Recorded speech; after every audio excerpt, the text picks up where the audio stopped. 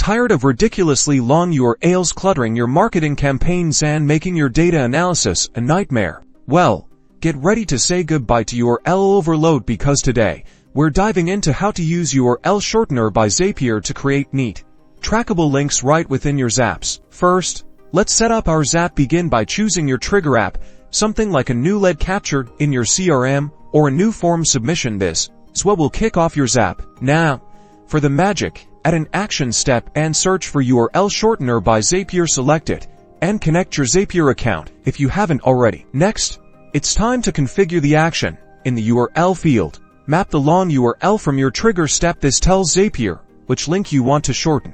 Explore other options like using a custom domain if you have one connected in settings, and adding tracking parameters to monitor click-through rates and campaign performance. Now, add another action step, like sending an email or posting to social media, and use the shortened URL provided by the URL Shortener by Zapier in your message. The best part, you can then track the performance of your shortened link, gaining valuable insights into your marketing efforts. Turn on your Zap, and that's it. You're now shortening URLs, simplifying sharing, and enhancing your data analysis all within Zapier.